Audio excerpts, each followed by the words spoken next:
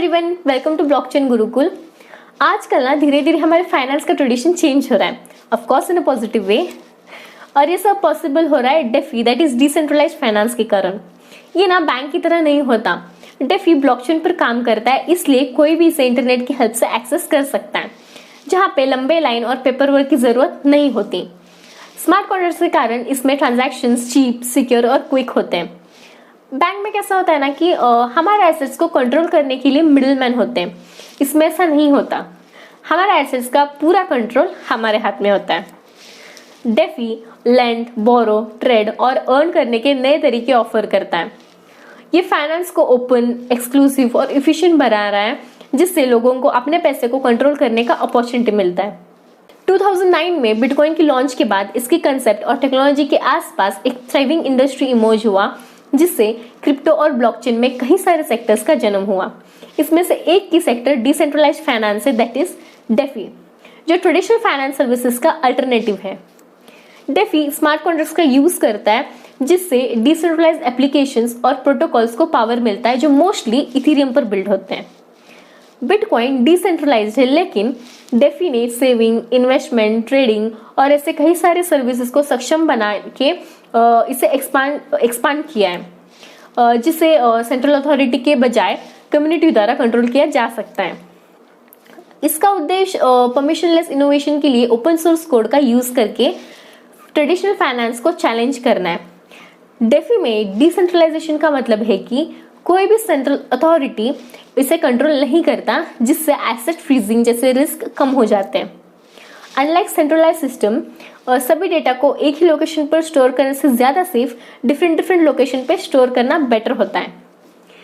लेकिन DeFi that is decentralised finance और CeFi that is centralized finance में क्या डिफरेंस है?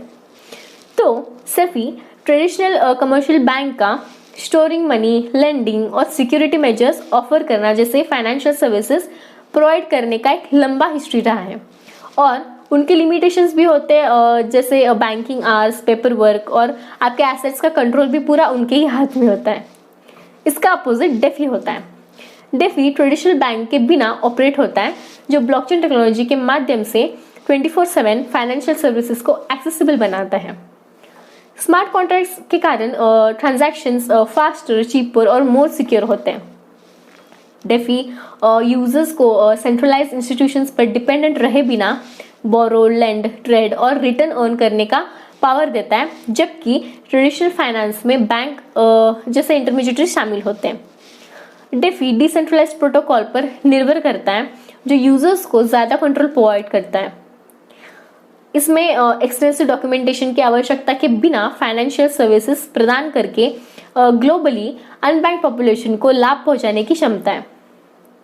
डेफी में वेरियस ब्लॉकचेन पर स्मार्ट कॉन्ट्रैक्ट्स द्वारा ट्रांजैक्शंस की सुविधा की जाती है, जिससे एक पीयर टू पीयर नेटवर्क बनता है, जो ज्योग्राफिकल कंस्ट्रेंट्स के बिना ग्लोबली ऑपरेट होते हैं।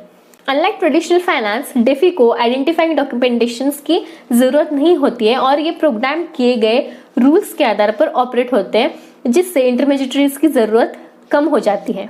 डेफी इंटरमीडिएटरीज को दूर करने के लिए पीयर टू पीयर नेटवर्क का यूज करता है, जो डिसेंट्रलाइज्ड बैंकिंग को पॉसिबल बनाता है। ये पहले पॉसिबल नहीं था, क्योंकि थर्ड पार्टी अप्रूवल के कारण ट्रांजैक्शंस स्लो डाउन हो गए थे। 2008 की फाइनेंशियल क्राइसिस ने मिडिलमैन के साथ ट्रस्ट इशू को रिवील किया, क्योंकि कस्टमर्स अक्सर फाइनेंशियल प्रोडक्ट्स के पीछे के रूल्स को जानते नहीं थे। डेफी का एम एक ऐसा फाइनेंशियल सिस्टम बनाना है जो ओपन, ट्रस्टलेस और परमिशनलेस हो। ये करंट फाइनेंशियल सेटअप को बढ़ाने के लिए टेक का यूज करता है, जिससे इसे बिजनेसेस और यूजर्स के लिए बेहतर बनाया जाता है। डेफी सिर्फ एक डिजिटल मनी बनाने के बारे में नहीं है, ये ट्रेडिशनल फाइनेंशियल सिस्टम्स को बदलने के लिए स्मार्ट कॉन्ट्रैक्ट्स का यूज करता है, जिससे बैंक्स या इंटरमीडिएटरीज की जरूरत खत्म हो जाती है। डेफी ओपन कोड के माध्यम से ट्रांसपेरेंसी ऑफर करता है, और एप्लीकेशंस अक्सर इथेरियम ब्लॉकचेन पर बिल्ड होते हैं, जो यूजर्स को ग्लोबल स्केल पे वैरायटी ऑफ ऑप्शंस प्रोवाइड करता है। अब थोड़ा एलिमेंट्स को ब्रेक डाउन करते हैं जो डिसेंट्रलाइज्ड फाइनेंस को बनाते हैं, जिसमें decentralised exchanges, aggregators, wallets, market places, oracles और लेयर 1 सॉल्यूशंस शामिल है। डेफी ने 2020 में कंपाउंड फाइनेंस और मेकरडाओ जैसे प्रोजेक्ट्स के साथ पॉपुलैरिटी गेन की। डेफी में डेक्स दैट इज डिसेंट्रलाइज्ड एक्सचेंजेस शामिल है, जो यूजर्स को इंटरमीडिएटरीज के बिना ट्रेड करने की अनुमति देता है, जो अक्सर इथेरियम जैसे स्पेसिफिक ब्लॉकचेन पर बिल्ड होते हैं। एक्सेस ट्रेडिंग के लिए स्मार्ट कॉन्ट्रैक्ट्स का यूज करते हुए डेक्स के under automated market makers that is AMMS 2020 में पॉपुलर हो गए। डेफी डेक्स का यूज करने के लिए वॉलेट्स कंपैटिबिलिटी इंपॉर्टेंट है। Self custody wallets control offer करते हैं, लेकिन रिस्पॉन्सिबल सिक्योरिटी की जरूरत होती है। एग्रीगेटर्स ऑप्टिमल रिटर्न्स के लिए डिफरेंट यील्ड फार्मिंग प्लेटफॉर्म्स पर क्रिप्टो एसेट्स मैनेज करते हैं।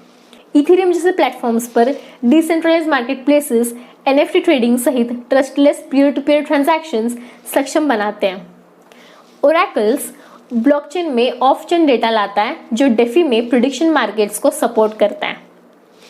लेयर 1 डेफी एप्लीकेशंस के लिए चुने गए ब्लॉकचेन को रिप्रेजेंट करते हैं।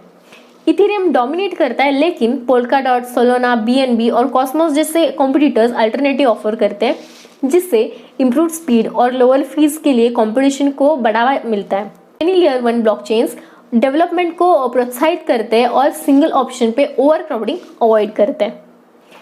एक्चुअल में डेफी क्या है, ये समझने के लिए ये देखना जरूरी है कि इसका यूज किया कैसे जाता है। चाहे आप लेंड करना चाहते हो, बोरो करना चाहते हो, डेक्स पे ट्रेड करना चाहते हो, अपना डिजिटल एसेट स्टेक करना चाहते हो, या फिर समथिंग एल्स, इवन गेम्स, उन ज़रूरतों को पूरा करने के लिए नए तरीके हैं। तो कुछ की यूज केसेस को जरा डिस्कस करते हैं, जैसे lending platforms, payment and stable coins, marginal leverages और native DeFi activities. Lending platforms users अपनी crypto currency as collateral use करके फंड्स बोरो कर सकते हैं, जिसमें डेफी लेंडिंग सॉल्यूशंस के माध्यम से बिलियन ऑफ डॉलर्स फ्लो होते हैं। Payments and stable coins, fat currency से जुड़े स्टेबल कॉइन्स डेफी ट्रांजैक्शंस में स्टेबिलिटी लाते हैं, जिससे वो कॉमर्स और ट्रेडिंग के लिए मोर सुटेबल हो जाते हैं। Margin and leverage, users collateral का यूज करके मार्जिन पर क्रिप्टो करेंसीज बोरो कर सकते हैं। स्मार्ट कॉन्ट्रैक्ट्स पोटेंशियल रिटर्न बढ़ाते हैं, लेकिन साथ ही ये एल्गोरिथमिक निर्भरता के कारण रिस्की भी होता है। डेफिनेटिव एक्टिविटीज में मेन पॉइंट्स को देखते हैं, that is liquidity pool and yield farming. Liquidity pools decentralised exchanges के लिए आवश्यक लिक्विडिटी पूल्स यूजर्स को फंड प्रोवाइड करने और ट्रांजैक्शंस फी के आधार पर पैसिव प्रॉफिट अर्न करने की अनुमति देता है। यील्ड फार्मिंग में गवर्नेंस टोकन के रूप में इंटरेस्ट अर्न करने के लिए क्रिप्टो लेंडिंग इन्वॉल्व होते हैं, जिससे इन्वेस्टर्स को मैक्सिमम रिटर्न मिलने में हेल्प होती है, जिसे डेफी का वाइल्ड वेस्ट माना जाता है। डेफी अभी भी कुछ चैलेंजेस के साथ अर्ली स्टेज में। वाइड स्प्रेड अडॉप्शन के लिए ब्लॉकचेन को और ज़्यादा स्केलेबल बनने की ज़रूरत है। इथेरियम 2.0 का एम इसी को एड्रेस करना है। करेंट इंफ्रास्ट्रक्चर थोड़ा ओल्ड फैशन हो सकता है, जो ट्रांजैक्शंस को स्लो बनाते हैं। डेफी प्लेटफॉर्म्स पर फैट का ऑन रैम्प भी अक्सर स्लो होता है। डेफी के रूल्स अभी अनक्लियर है, क्योंकि ये नया है। गवर्नमेंट्स एग्जिस्टिंग रेगुलेशंस को अडेप्ट कर सकते हैं या फिर नए रूल्स भी बना सकती हैं। अभी फ्यूचर अडॉप्शन का कुछ पता नहीं है।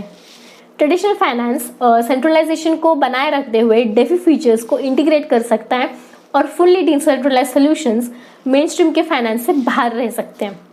एनुअल परसेंटेज यील्ड ऑफर करने वाले प्लेटफॉर्म्स पर अपने क्रिप्टो करेंसी डिपॉजिट करके डेफी में पैसिव इनकम अर्न कर सकते हैं।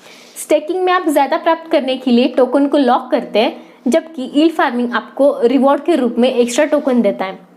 फैट ऑन रैम्प का यूज करके कैश के साथ क्रिप्टो करेंसी बाय कर सकते हैं, बट नोट दैट कि इथेरियम का यूज मेनली डेफी में किया जाता है, बिटकॉइन में नहीं। इन जनरल टोकन का मार्केट कैपिटलाइजेशन जितना छोटा है, इन्वेस्टमेंट के रूप में ये उतना ही रिस्की होता है। इसलिए अपना फंड्स जमा करने से पहले टोकन की लिक्विडिटी को देखना जरूरी है। आपके इन्वेस्टमेंट करने के पहले इंश्योर करें कि आप जानते हैं कि डेफी प्रोटोकॉल कितने समय से ऑपरेशन में है या कितने समय से चल रहा है, और इसके टोटल डिपॉजिट में कितना पैसा है। आप इसकी वेबसाइट पे जाकर देख सकते हैं कि कंपनी ने अपने रिस्क को कम करने के लिए रीजनेबल स्टेप्स लिए हैं या नहीं। आप इंटरनेट पर प्रोटोकॉल के हैक होने और इसे दोबारा ना होने से रोकने के लिए प्रिकॉशंस के बारे में भी न्यूज़ देख सकते हैं। To make it clear, risk के बिना डेफी प्रोटोकॉल नहीं है। So that's it for today. तो अब आप मुझे नीचे कमेंट सेक्शन में कमेंट करके बताना कि आपको कौन सा फाइनेंशियल सिस्टम बेटर लगता है, सेंट्रलाइज जिसमें मिडिल मैन होता है या डिसेंट्रलाइज जिसमें मिडिल मैन नहीं होता। और मेरा वीडियो अच्छा लगे तो लाइक करना और मेरे चैनल को सब्सक्राइब करना। Thank you, bye bye.